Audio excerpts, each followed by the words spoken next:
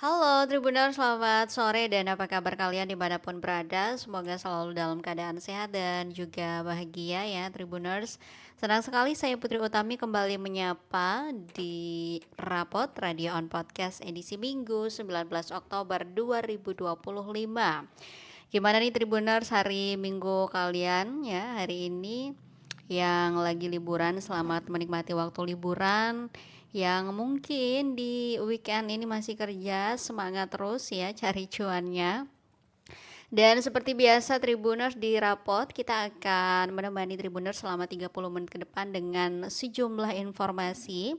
Ada informasi mengenai cuaca hari ini di berbagai wilayah yang ada di Maluku, kemudian juga akan ada informasi mengenai gelombang tinggi hari ini, ada juga info gempa serta jadwal kapal untuk kalian yang ingin bepergian baik ke berbagai pulau yang ada di Maluku maupun di luar Maluku. Dan pastinya juga akan ada 3 berita yang menjadi headline di portal kami yang nanti akan kami informasikan tentu kepada Anda Tribuners. Jadi untuk kalian yang ingin bergabung silakan bisa lewat live kanal YouTube Tribun Ambon News atau juga kalian yang bergabung bisa banget mengomentari atau menanggapi sejumlah informasi yang nanti disampaikan.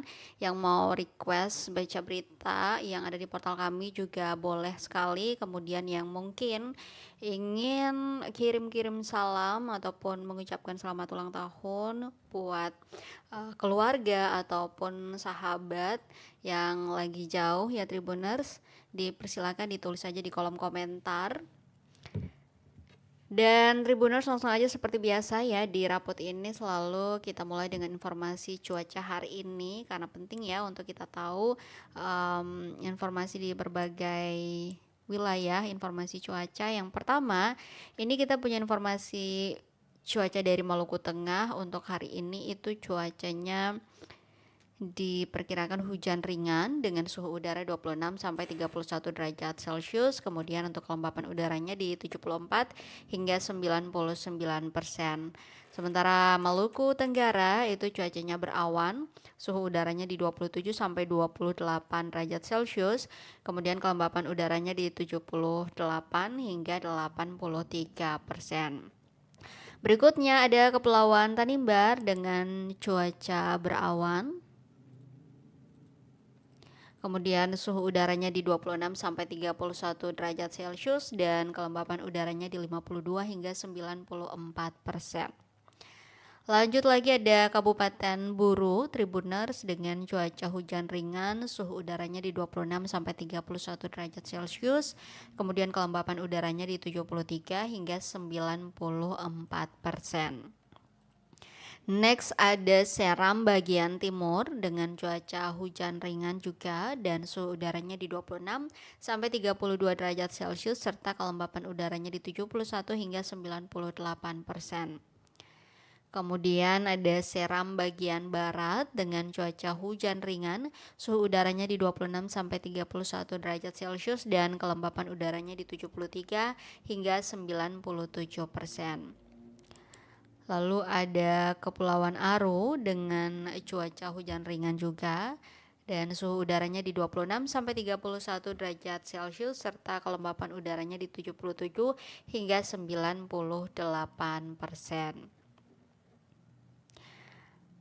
Berikutnya ada Maluku Barat Daya dengan cuaca berawan, suhu udaranya di 28 hingga 29 derajat Celcius dan kelembapan udaranya di 79 hingga 83%.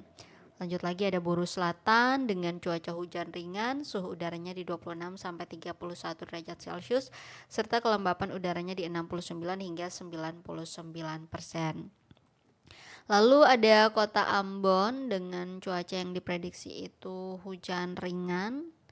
Tapi kalau kita amati ya dari pagi tadi cerah ya hingga saat ini, tapi memang di beberapa wilayah terlihat ada awan hitam yang menggantung tapi masih belum turun hujan. dan suhu udaranya sendiri itu di 26 hingga 31 derajat Celcius, serta kelembapan udaranya di 74 hingga 98%.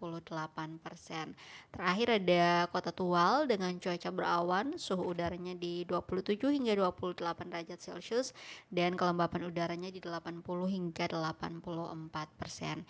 Nah, ini memang yang berhasil diprediksi oleh BMKG Tribuner, tapi memang cuaca itu bisa sewaktu-waktu berubah ya, kadang tidak menentu. Nah, berikutnya ini kita punya informasi mengenai tinggi gelombang. Pastinya dari BMKG Tribuners, untuk tinggi gelombang 1,25 sampai 2,50 meter itu berpeluang terjadi di 4 perairan. Yang pertama di perairan timur Kepulauan Tanimbar, kemudian perairan Kepulauan Babar, lalu perairan Kepulauan Sermata, Kepulauan Leti, dan terakhir ada Laut Arafuru. Ini ada saran keselamatan pastinya dari BMKG Tribuners. Harap diperhatikan risiko tinggi terhadap keselamatan pelayaran untuk perahu nelayan itu apabila kecepatan angin lebih dari 15 knot dan tinggi gelombang di atas 1,25 meter. Sementara untuk kapal tongkang itu apabila kecepatan angin lebih dari 16 knot dan tinggi gelombang di atas 1,5 meter. Lalu untuk kapal feri itu apabila kecepatan angin lebih dari 21 knot dan tinggi gelombang di atas 2,5 meter. Nah, biasanya kalau kalian sering lihat atau mengalami ketika ingin bepergian tetapi kapal ferinya itu warning, biasanya kadang sudah ada yang beli tiket tapi pas mau berangkat tiba-tiba tidak jadi berangkat ferinya alias warning. Nah, biasanya itu karena kecepatan anginnya itu lebih dari 21 knot dan tinggi gelombang di atas 2,5 meter.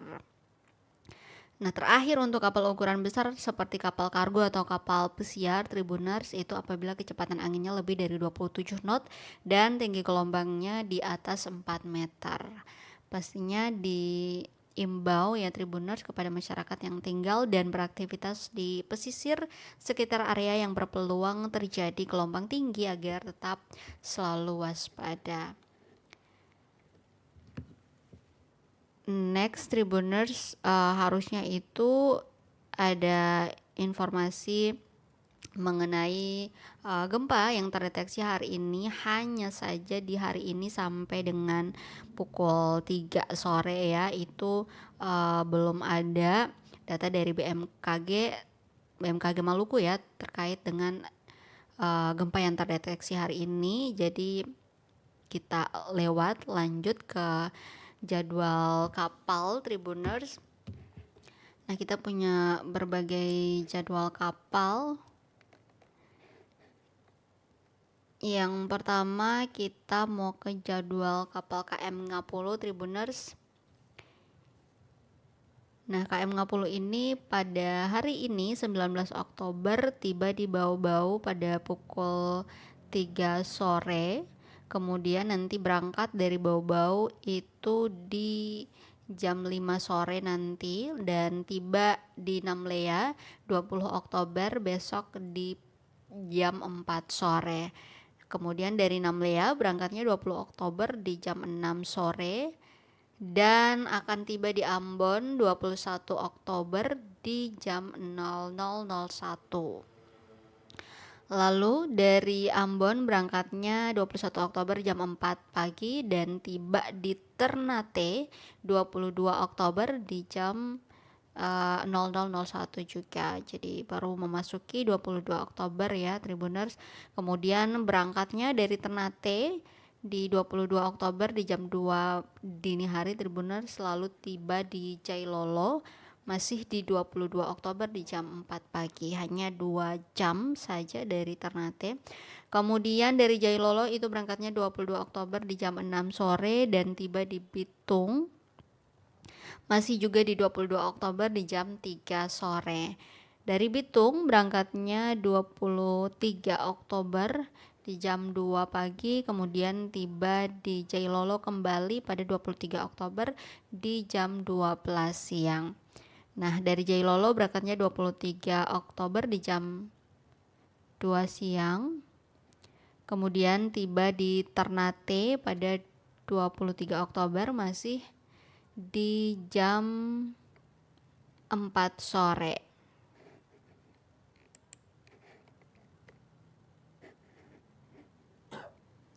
Nah, dari Ternate berangkatnya 23 Oktober di jam 6 sore Tribuners, kemudian tiba di Ambon nanti tanggal 24 Oktober di jam 2 siang. Kemudian dari Ambon berangkatnya 24 Oktober di jam 5 sore dan tiba di Namlea 24 Oktober juga di jam 10 malam. Nah, kemudian dari Namlea berangkatnya 24 Oktober di jam 23.59 dan tiba di Bau-Bau pada 25 Oktober di jam 10 malam. Nah, untuk KM Ngapulu kita update-nya sampai di Bau-Bau dulu di tanggal 25, nanti kita update lagi. Kita geser ke jadwal selanjutnya. Ada jadwal KM Sangiang Tribuners yang pada hari ini itu tiba di Sanana 19 Oktober di jam 6 pagi, kemudian berangkat dari Sanana jam 8, lalu tiba di Namlea 19 Oktober hari ini jam 9 malam nanti Tribuners. Kemudian berangkat dari Namlea itu jam 11 malam nanti dan tiba di Ambon besok ya 20 Oktober di jam 9 pagi. Nah, dari Ambon berangkatnya 20 Oktober di jam 1 siang, lalu tiba di Banda Neira itu pada keesokan harinya ya di 21 Oktober di jam 5 sore. Kemudian dari Banda berangkatnya 21 Oktober di jam 7 pagi dan tiba digeser masih di 21 Oktober tapi udah sore ya di jam 5. Nah, dari geser berangkatnya 21 Oktober di jam 7 malam, kemudian tiba di Fakfak 22 Oktober di jam 8 pagi.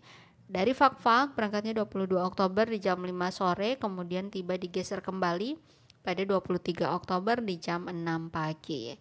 Dari geser berangkatnya 23 Oktober di jam 8 pagi, kemudian tiba di Banda masih di 23 Oktober di jam 5 sore.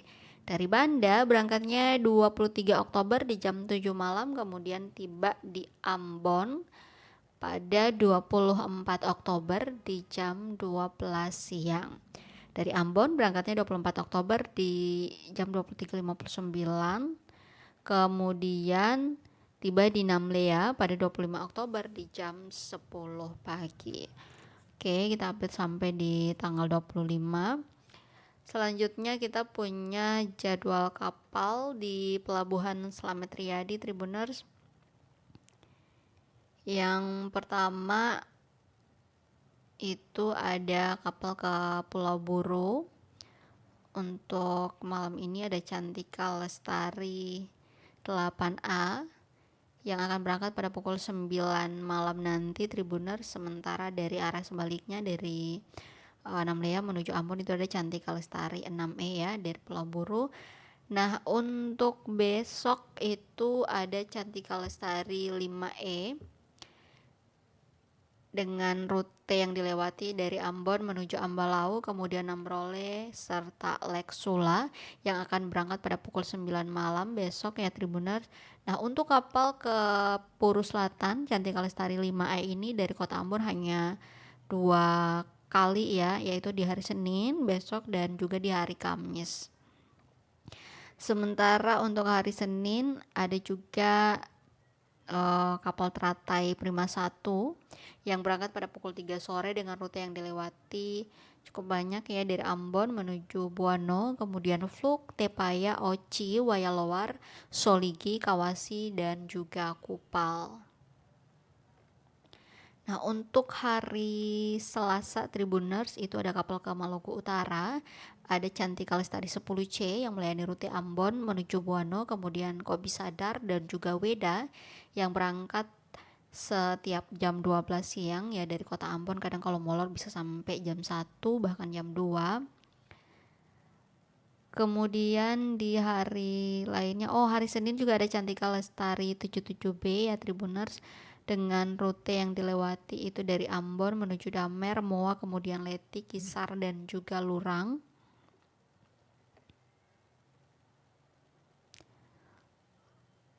Lalu ada juga kapal Cantika Lestari 9F di hari Kamis yang berangkat pada pukul 4 sore dengan rute yang dilewati itu dari Ambon menuju Buano, kemudian Kawasi, Ternate, Sovivi, dan juga Manado. Nah, sementara itu Tribuners, untuk kalian yang dari kota Ambon mau ke Pulau Buru juga bisa menggunakan feri yang ada di pelabuhan penyeberangan Galala menuju Namlea ya Tribuners.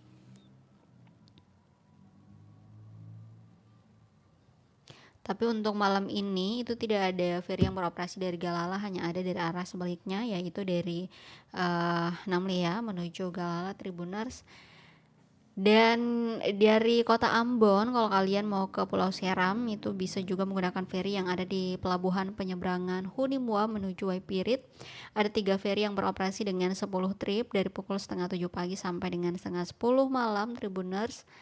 Kemudian ada juga kapal cepat dari pelabuhan penyeberangan Tulehu menuju pelabuhan di Amahai ya, untuk kalian yang mungkin ingin ke Seram Selatan. Sementara feri yang biasanya melayani rute dari Tulehu menuju Inamari Masohi itu lagi docking ya Tribuners, atau sementara tidak beroperasi.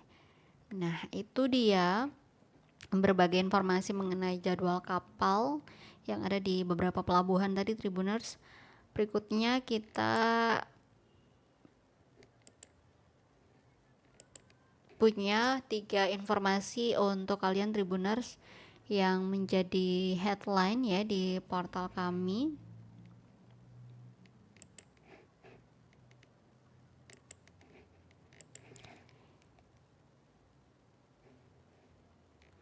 Yang pertama, ini salah satu berita yang mendapatkan komentar banyak sekali dari warganet ya, baik di media sosial Facebook, Instagram maupun TikTok Tribuners. Nanti mungkin akan kita bacakan ya beberapa komentar dari warganet,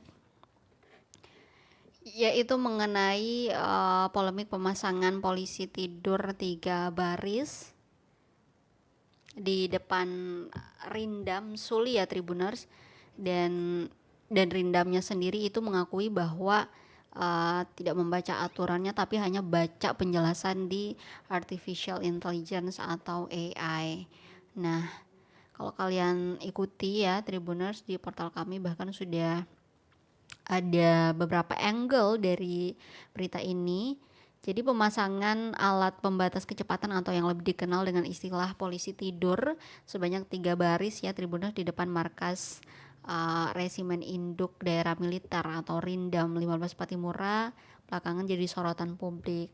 Nah, keputusan ini secara terang-terangan dinilai melanggar aturan ya, Peraturan Menteri Perhubungan atau Permenhub yang berlaku. Sementara itu, dan Rindam 15 Patimura Brigjen TNI Raden Agus Prasetyo Utomo berdalih bahwa tindakannya ini didasari oleh penjelasan dari artificial intelligence atau AI dan niat untuk menjaga keselamatan. Brigjen Agus sendiri mengakui bahwa tidak merujuk pada regulasi resmi pemerintah. Beliau mengatakan bahwa yang jelas beliau baca di AI dan tidak melihat aturan lain.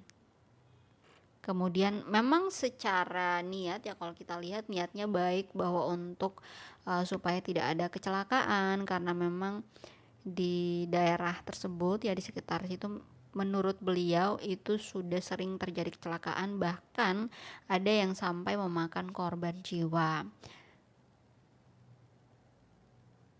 Dan beliau juga melanjutkan ya bahwa berdasarkan informasi yang diterima, pemasangan polisi tidur itu diizinkan untuk lokasi-lokasi tertentu.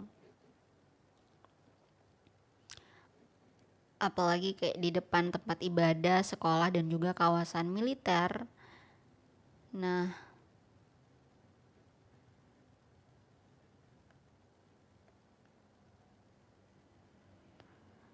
beliau juga mengatakan bahwa pernah ada anggota mereka ya yang meninggal karena tertabrak mobil angkot, dan masyarakat sipil juga banyak yang jadi korban.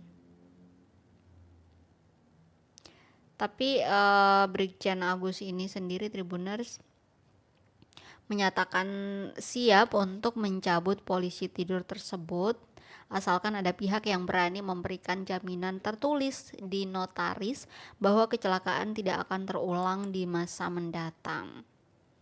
Nah, banyak netizen atau warganet yang kemudian menyayangkan pernyataan tersebut karena ya kan manusia ini tidak tahu ya kapan kita kena musibah, kecelakaan dan lain-lain sebagainya, itu kan tidak bisa ditebak. Tapi yang pasti tidak ada seorang pun yang menginginkan sebuah kecelakaan. Nah, penjelasan dan dendam ini, Tribuners, kalau kita lihat bertolak belakang dengan aturan pemerintah yang diwakili oleh Balai Jalan Nasional.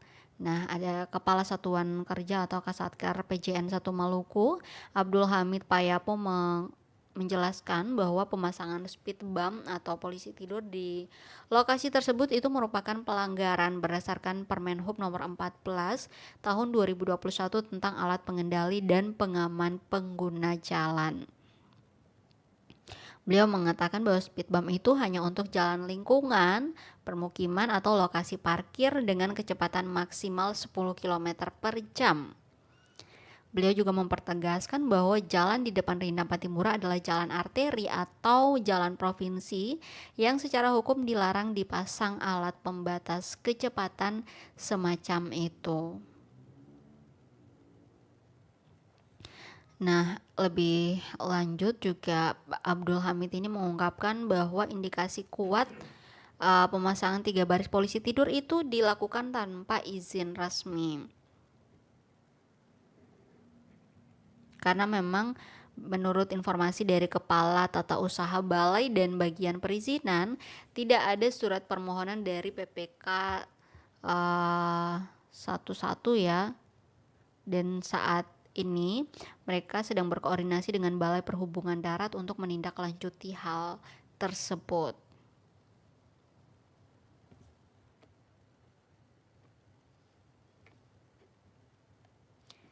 Dan kalau kita lihat memang polemik ini kini berada di persimpangan ya, Tribuners, antara niat baik untuk keselamatan yang didasari oleh bacaan dari AI ya di satu sisi, dan juga kepatuhan terhadap regulasi lalu lintas yang resmi dan mengikat di sisi lainnya. Nah, mungkin mau kita bacakan dulu beberapa komentar dari warganet, Tribuners.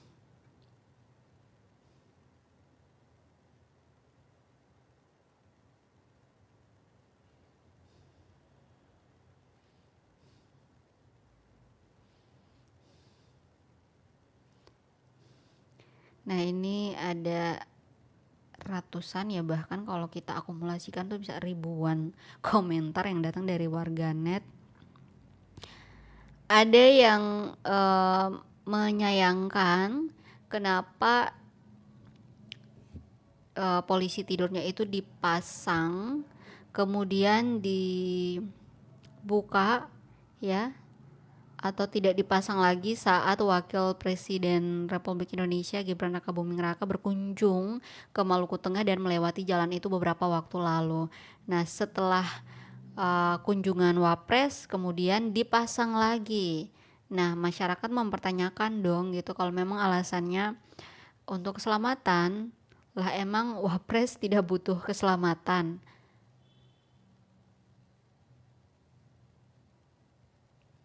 Ini ada komentar dari @acmilan yang mengatakan bahwa di dunia tidak ada pengemudi satupun yang bawa kendaraan ingin mencelakai orang terkecuali ada niat. Kok minta jaminan tidak ada kecelakaan lagi? Nggak paham cara berpikir di negeri ini.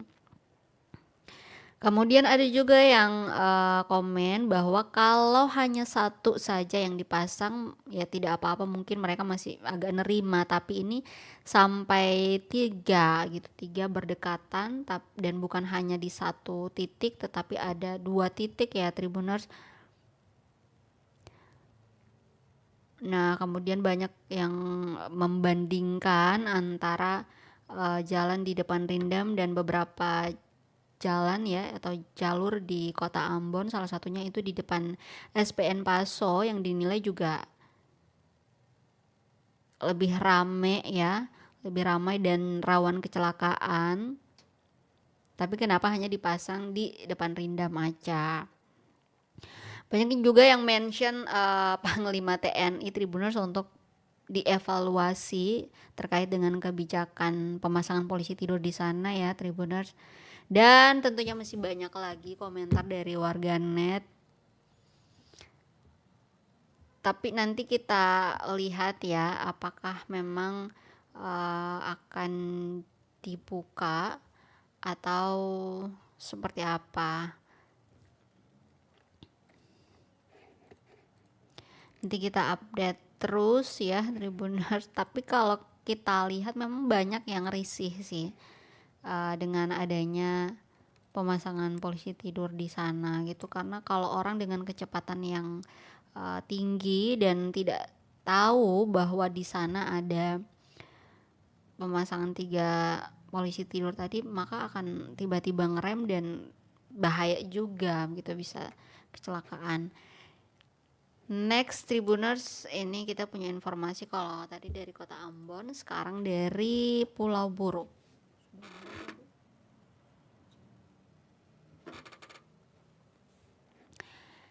Nah, ini ada informasi tidak mengenakan Tribuners mengenai seorang pria di Buru yang diduga mencabuli anak berusia 4 tahun dan kini jadi tahanan Polres.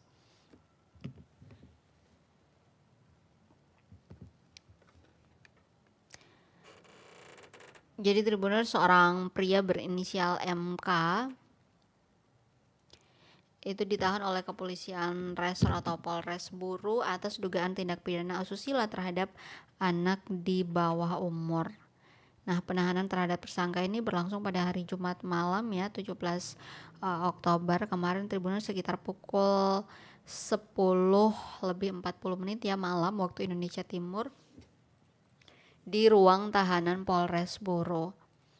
Penahanan ini dilakukan setelah penyidik mendapatkan bukti permulaan yang cukup, termasuk keterangan dari para korban dan juga saksi.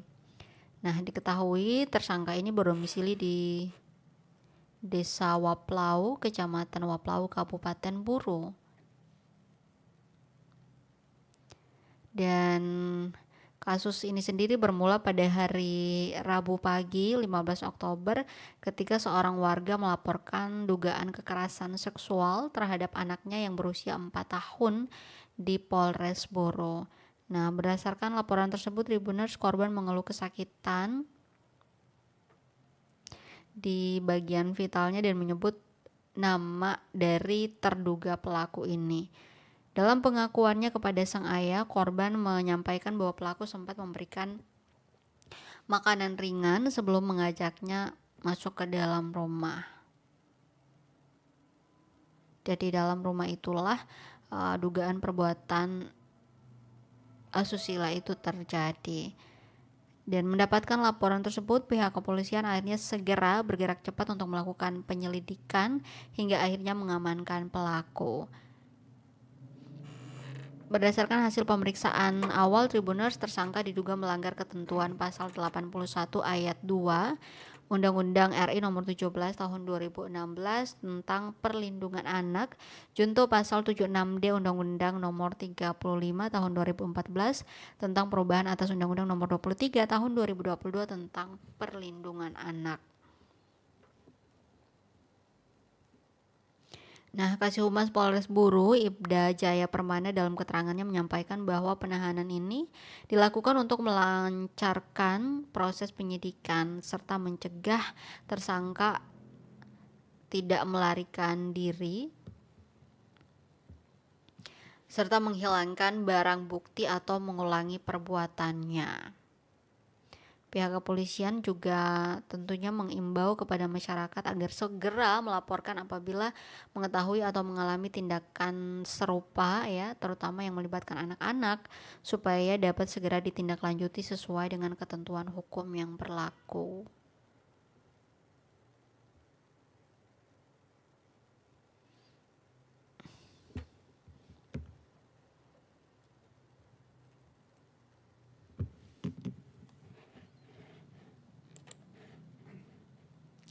Berikutnya terakhir Tribuners, kita punya informasi masih dari Pulau Buru juga, tapi ini dari Desa Bara, di mana masyarakat di sana mendesak pemerintah untuk tolak PT Safi dan berantas mafia tanah dan juga tindak Polres Buru. Nah, masyarakat adat Desa Bara, Kecamatan Air Buaya, Kabupaten Buru ini Tribuners, mereka membuat pernyataan sikap di ruang Balai Desa Bara pada hari Sabtu kemarin. Dan kegiatan ini sendiri menjadi bentuk keprihatinan dan protes terhadap berbagai persoalan yang selama ini dirasakan oleh masyarakat desa. Pernyataan sikap ini Tribuners diwakili oleh pemuda Desa Bara, Ruslam Tomari, yang menjadi juru bicara masyarakat dalam menyampaikan aspirasi mereka. Nah, mereka menilai bahwa berbagai permasalahan di wilayah Desa Bara ini sudah berlangsung lama tanpa adanya penyelesaian dari pihak berwenang.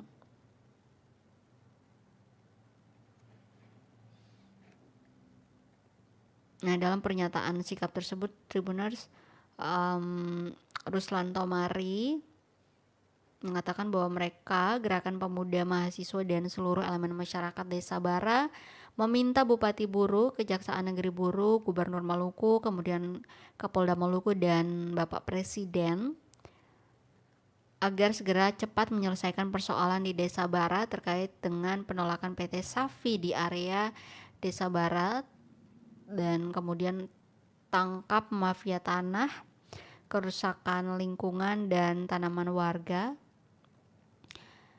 kemudian juga penyerobotan lahan dan diskriminalisasi yang dilakukan oleh Polres Buru karena persoalan dan permasalahan yang ada selama ini, selama 2 tahun ya kurang lebih, itu terkesan terabaikan. Masyarakat menilai sudah terlalu lama menunggu keadilan yang belum juga datang.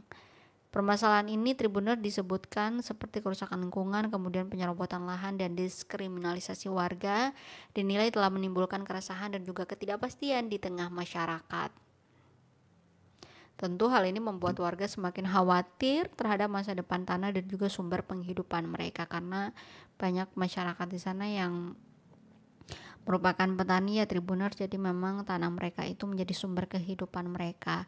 Nah, sementara kehadiran PT Safi di area Desa Bara ini disebut menjadi pemicu utama konflik dan juga ketegangan sosial di sana. Tentu masyarakat menolak ya keberadaan perusahaan tersebut karena dinilai merugikan mereka baik dari sisi lingkungan maupun juga ekonomi. Dan pastinya semoga ya sesuai dengan harapan mereka, semoga pemerintah segera mengambil langkah tegas untuk menghentikan aktivitas perusahaan yang dianggap merusak tersebut.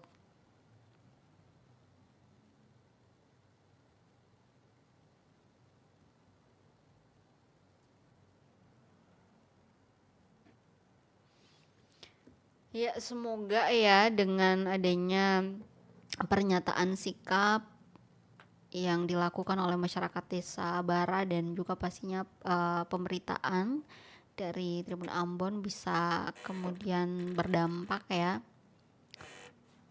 dan bisa sampai kepada pihak-pihak yang tadi sudah disebutkan sehingga bisa ditindaklanjuti ya Tribuners. Nah, berita dari Desa Bara Pulau Buru ini sekaligus menjadi penutup kita di rapot kali ini Tribuners. Untuk kalian jangan lupa untuk selalu mengupdate informasi, bisa mengupdate-nya di portal kami www.tribunambon.com atau juga bisa ke berbagai akun media sosial kami mulai dari Facebook, Instagram, YouTube ataupun juga TikTok. Dan nanti kita ketemu lagi ya Tribuners di rapot edisi berikutnya. Saya Putri Utami pamit. Selamat sore, sampai jumpa dan amato. Download Tribun X sekarang. Menghadirkan lokal menjadi Indonesia.